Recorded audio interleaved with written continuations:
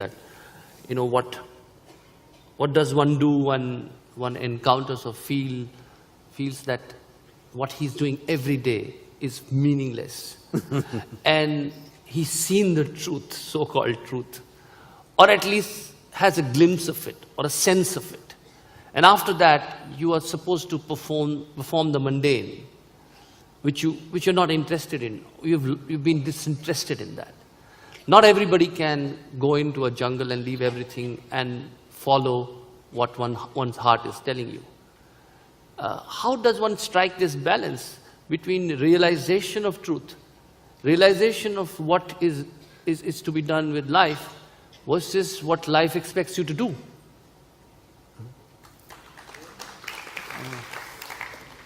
Let me correct that question a bit. You said, leave everything and go to the jungle. No, you left everything and come to Mumbai. Everything is in the jungle, not in Mumbai. Existentially, in terms of life, jungle is full of life. Mumbai is a very dumbed-down life, because you're so strongly identified. See, people have come together. How many, what's the population? Mumbai? 20 million. 20 million people. 20 million people in such a concentration in one place. They didn't come together because they've fallen in love with each other, they can't live without each other. No. They've come together only for survival. After survival, a few other things may be happening, but essentially in search of survival. This is exactly what I'm saying. Survival has been raised to heaven simply because you are so strongly identified with the physicality. Now once again, all this looks philosophical. No, it is… all of us have grown up from being a small infant to who we are right now, isn't it? Did anybody drop like this? Did any of you drop as you are? I'm sorry for your mothers.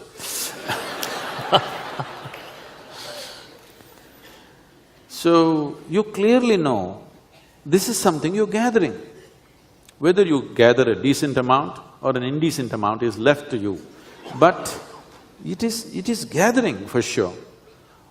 Is it not simple, fundamental for human intelligence to know what I gather, whether it's my clothes or things or body, cannot be me? Is it something that you need some kind of a genius to know this, I'm asking? Just basic intelligence is able to know this. But you deny yourself that and try to live. Well, if you live so foolishly, how can you avoid suffering? Suffering is not a consequence of the situations of life. Suffering is a consequence of ignorance. People have gone about philosophizing how ignorance is bliss. Ignorance is bliss is like… don't do… whatever I say right now, nobody need to do this, okay? If somebody falls off the balcony or jumps off the balcony, it will feel wonderful till you hit the ground. Have you ever done skydiving? It feels fantastic. No, but this again, actually, it's an interesting thing you touched upon. A lot of people, and this is not near-death experience, but flirting with death. And what is this fascination with flirting with death? Butterflies in the stomach. Yeah? You like the butterflies in the stomach because life is not enough. For no human being, life is enough, you understand? They're trying to handle it in different ways. They want to be something more. Somebody thinks more money will do it, they'll run after it. Once they go into it, the situations will catch up and keep them going forever. Somebody will think, go on conquest, somebody will go shopping, somebody… these are all different ways people are trying to enhance themselves. Someone will run after knowledge, someone will run after love. In some way, you want to be little more. This longing to expand is constantly there in every human life. Philosophies have been woven to contain it. Don't desire for too much, keep it low, whatever. These philosophies only work either when you're sick or when you're very old. When something is happening in you, you want more, no question about it. Now, this more, this longing to expand is a limitless longing. However much you have grown, still there is a longing. If this longing finds a fundamental physical expression, we call this sexuality. If it finds an emotional expression, we call this love. All these things are just to include and expand. If it finds a psychological expression, as I said, it's either conquest or ambition or greed or shopping. If it finds expression in a conscious way, then it's called a spiritual process, or a better word is yoga. The word yoga means to unite, union. What does union mean? That means what is individual right now in your experience? In reality, you're not an individual. In reality, in a mass of life, you are floating just like a bubble, like a soap bubble. But in your experience, because of the psychological construct within you, you are experiencing yourself as an individual. If this individual has to find fulfillment, he has to become universal. How do I become universal? There are fantastic parables in our culture, you heard about that. Krishna is playing outside, Yashoda thinks he may be eating mud. She says, open your mouth, and she sees the whole cosmos within his mouth. This is a parable to tell you that he is living in such a state of inclusion, which found expression in a different way in the Kurukshetra about the Vishwarupa Darshana. What all this is trying to say is, he is not living as an individual, he is living as a universal entity. This is being said to somebody because it's possible for that somebody also to be that, to become that. Becoming this does not mean it's an attainment, it's only a realization. This is why enlightenment is never referred to as an attainment. It is always a realization because it's already there. It's just for you to realize. See, one must understand this. We are not changing the framework of reality, we are just realizing what is the reality. So realization is the thing.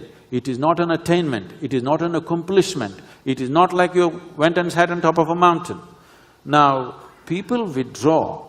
Let's say I'm sure most of you go on a vacation, you're fed up with what's happening in Mumbai. When you go for a vacation, you generally want to go to a quieter place, edge of a jungle.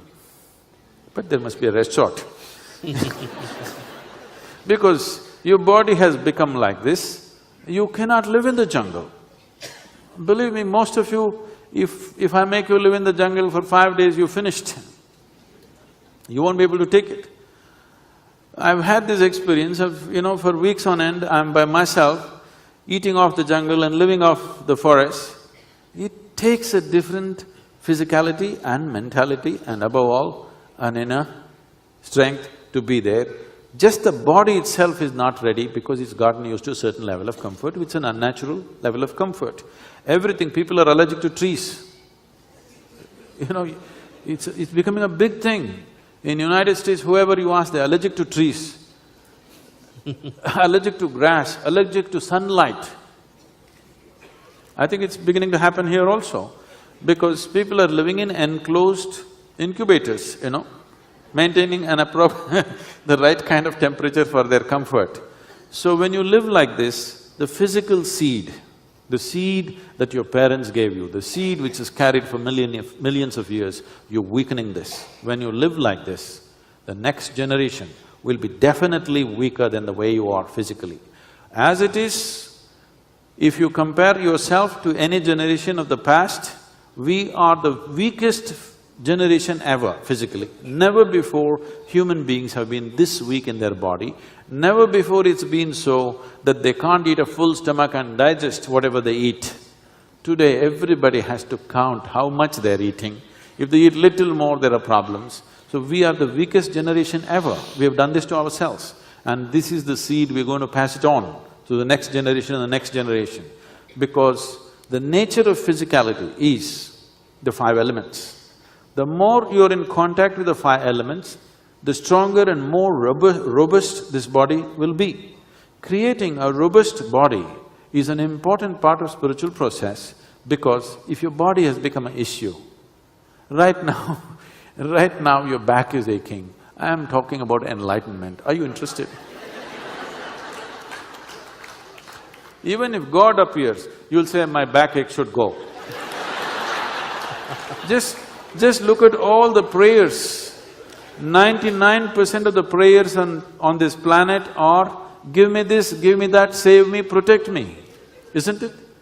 There is nothing beyond, no other higher dimension is happening. You're trying to root your survival through heaven, it's a very inefficient way of doing it. But the majority of temples are like that, majority of our people are praying like that, the prayers have become transactional in nature. I do not want to be judgmental about it, because people seems to be relating with God in a very transactional way. And I feel maybe this is just a way to transmit energies, and maybe because so many people, if collectively doing this, and this is not which is happened by design, this has happened organically. How do you explain that? There was a design. In this culture, there was a design as to how to do. If you go back into the ancient prayers, you will see the only prayer is… See, you must understand this first of all. Of the Trinity that we hold, Brahma, Vishnu and Mahesh, there are only two temples for Brahma, the creator. That speaks volumes about our gratitude. There were not many temples for Vishnu. They have come up in the last 600 to 800 years. But before that, there were thousands of temples for Shiva. Why would anybody want to worship a destroyer? That's one guy who you must avoid, isn't it? You would want to express your gratitude to the Creator and make deals with the maintenance aspect of life. Destroyer you must avoid. No, only destroyer. And the prayers were always oh Mahadeva, destroy me the way I am so that I can become like you. Because the aspiration is not to reach God, but to become divine. Becoming divine means you have broken the limitations which are set up by the compulsive nature of your physicality. If you break those limitations, then always you're seen as divine. And this is the tradition which still people are doing unconsciously. The moment you say, somebody is a saint, somebody is a sage, somebody is a yogi, you know him, you don't know him, a whole town will come and touch his feet. Because the moment you say that he has broken some limitation of his physical nature, immediately people think he's worth bowing down to, worshipping, whatever. And above all, there is something to receive from that.